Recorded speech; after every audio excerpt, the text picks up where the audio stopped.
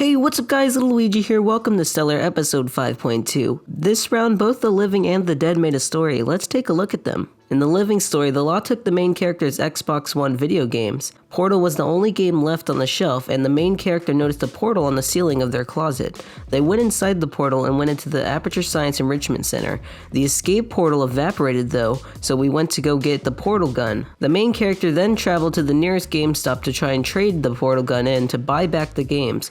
The GameStop employee refused, but then the main character saw their game collection in the store. The GameStop employee would only let the main character buy it back, but they were all cracked anyways. What a very interesting story, although we just went inside a video game and we did it again in this one. Now, in the dead story, a ghost was sucked back into his body. They saw memories of their life as a coal miner, then they heard screaming coming from their wife. They were reliving their wife's death and couldn't do anything to stop it. The moment kept repeating itself until the ghost took control of their wife and haunted her for the rest of their life. A very sad story from the ghost, and in my opinion, it was better than the living one. We had 14 contestants write 15 sentences for the living story, and 8 dead contestants and me make 9 sentences for the dead story. 2 contestants will prize and 2 will be eliminated, and 1 dead contestant will come back to life. War Bunny used their clone that was about to go away, and Change Hunt Braden used Nullify on himself. I'm not sure what strategy this is, but it worked for Max Fecto last season. So now, let's start off results.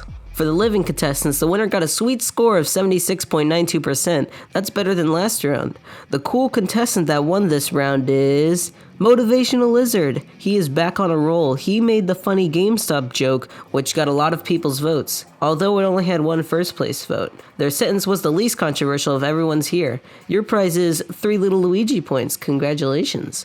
Our second prizer in second place is the one, the only, Tyrenar, who we haven't seen too high in the last rounds. Congratulations on getting your first prize. You did a pretty good twist at the start of the story. Your prize is Locator. Pick which letter you want your sentence to be in the next story. And now for the rest of the amazing contestants. I'll be going down the 10th place. Next up is a Green Bean Casserole, Change Hunt Braden, Max Fecto, Chalkin, Lady Molub, Dan the Man with No Plan, War Bunny, and Mouse Shock 9.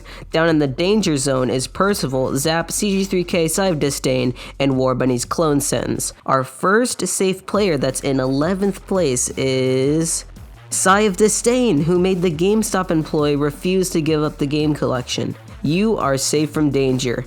And the second safe player is Percival Von Dragon, who panicked next to the orange portal.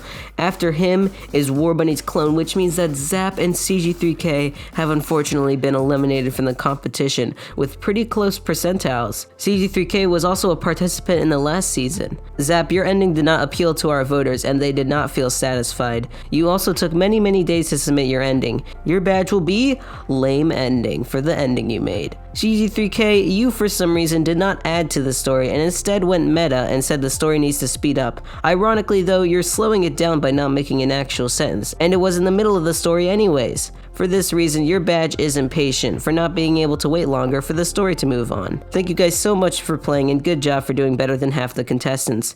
And now let's see which of our dead contestants can prove themselves. We will be going backwards and show off the worst first. So let's get started. The dead contestants that submitted are Angel, Enderbrian16, O, Angel Sassin, Darius, Jack of all trades, Zerolek, and Toolbox Toast. One of them will come back to the living. The dead that got last place though is Mr. Toast himself. He got pebbles in his eye. Sorry Toolbox, but you will not be revived. The contestant after him in 8th was Zerolek, who kind of stated the obvious here, but that's okay. Sorry, you will stay dead, Zerolek. In 7th place is the ghost Angel. They got a jump in percentile compared to 8th. They woke up to screaming, which in my opinion is a very interesting, but apparently not enough to be revived. I'm surprised my sentence hasn't shown up yet. In 6th place is the dead contestant Jack of all trades. They made a run-on sentence, which is not okay. Sorry, but you're not going with the living. In 5th place is Angel Sassin, who had to end the story, but unfortunately couldn't end it well enough to be put back in the game. Sorry. And now we have 3 dead contestants and me left. And 4th is the dead contestant Darius, who started the idea of reliving the ghost's wife dying. Very good sentence, but not enough to be revived. Oh my, we're in the top 3 and I'm one of the sentences. That's epic. So I'm gonna reveal the person who will be revived. And that person is Enderbrine16, congratulations, you are back in the game. My amazing sentence was second place, and O was a close third, although I personally think it was a bit too high, no offenso. Now, Enderbrine16 has come back to life. Welcome back. Also, why is my sentence so high? What the heck, guys? So with that, we now have 13 contestants left alive and 16 contestants that are not alive.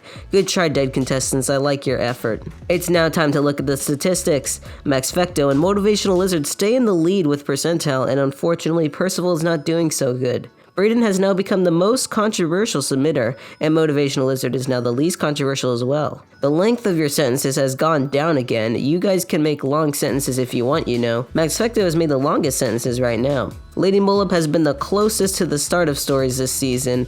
And lastly, that guy is super ahead in the popularity contest. You guys need to keep up. Now let's spin that really cool event wheel and see what we get.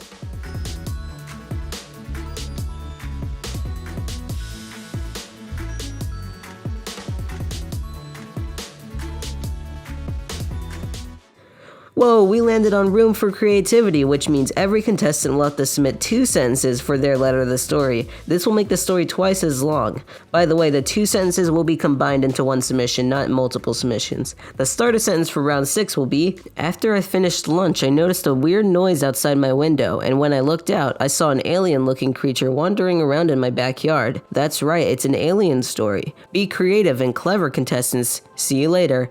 Bye!